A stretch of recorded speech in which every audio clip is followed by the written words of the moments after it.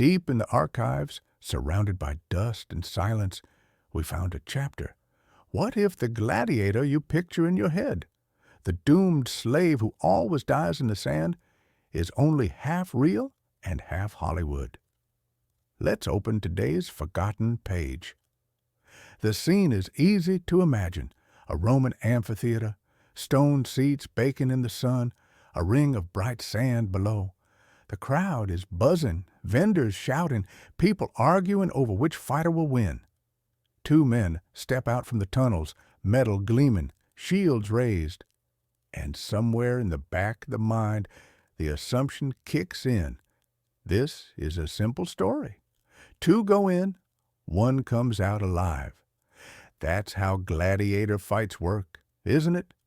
The closer you get to their real lives, the more that neat picture begins to crack. Gladiators weren't all the same, and they weren't all dragged into the arena in chains. Yes, many were slaves. Prisoners of war taken at the edges of the empire, men sold by their owners, criminals condemned to fight as punishment. But some signed themselves into this life.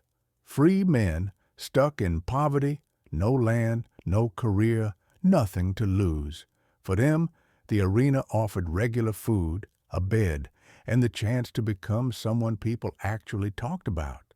A brutal offer, but in a world without many options, it was still an offer. Their world revolved around the gladiator schools, the ludi. From the outside, they looked like prisons. High walls, guarded gates. Inside, they felt more like a harsh training camp. Narrow cells where fighters slept 2 or 3 to a room, the air thick with sweat and oil. In the yard, sand instead of grass, wooden practice posts instead of trees.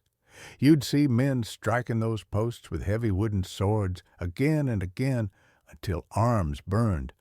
Others drilling footwork while a trainer barks corrections. Not chaos, not random violence. Discipline. Routine. This was a system, and every man in it had a price tag. That price tag is important.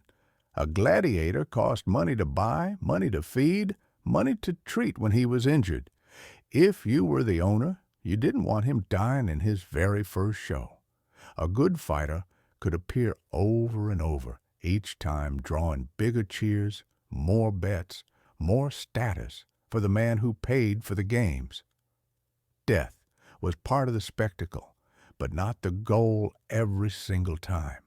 Killing a trained gladiator too soon was like smashing up an expensive race car in the first lap. Dramatic, sure, but financially stupid. Even their bodies were shaped with that in mind. Ancient writers called them barley men, and modern bone studies back it up.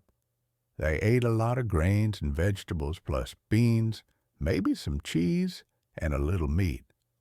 The ideal wasn't a shredded low-fat physique. It was strong, heavy, with a bit of padding. A sword cut into soft tissue looks dramatic from the stands. Blood sprays. The crowd gasps. But with decent treatment, the fighter might live.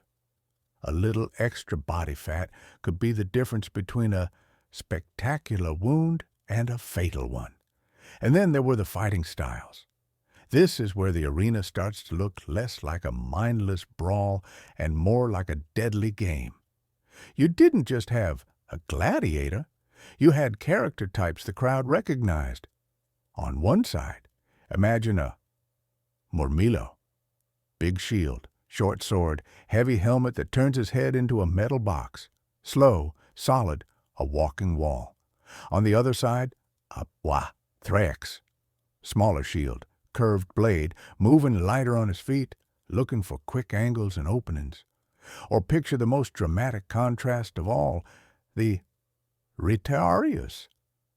Almost naked compared to the others, face uncovered, armed with a net and a trident. Fast, exposed, dancing just out of reach. Facing him, the Secutor's helmet smooth and streamlined so the net can't catch, shield up, plowing forward like a human battering ram. The moment these pairs stepped into the light, the crowd didn't just see two guys with weapons. They saw a story.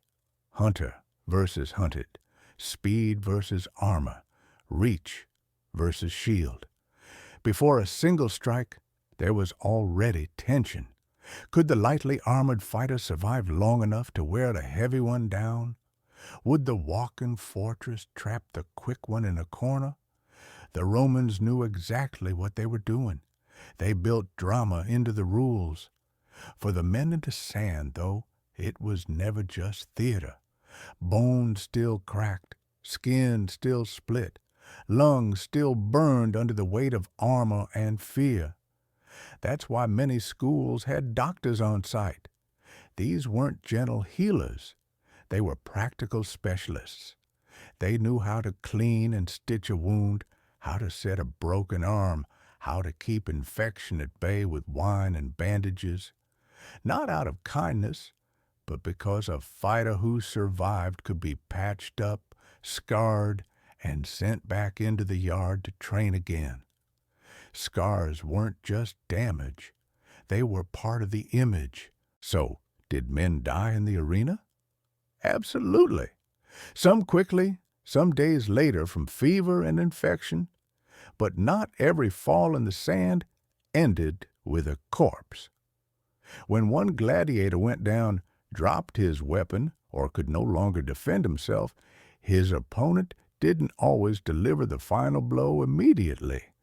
Often he paused, weapon raised, while thousands of people held their breath and looked to one man, the editor of the games, the sponsor, the one with the power to decide.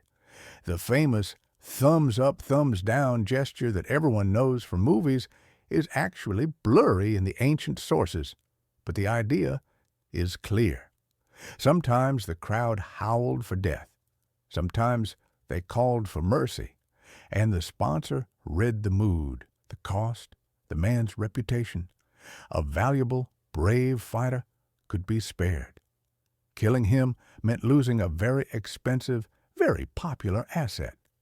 And in rare cases, the story didn't end with mercy in a single fight, but with freedom.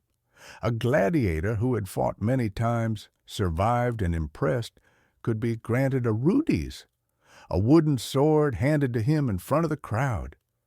That simple piece of wood meant no more compulsory fights. He could walk out as a free man. Imagine that moment for someone who entered as a slave or a condemned criminal. The same arena that once felt like a death trap suddenly becomes the place where chains finally break. When people think of gladiators today, the image is still stubborn.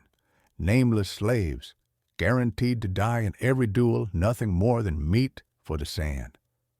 The real story is messier and, in a way, even darker.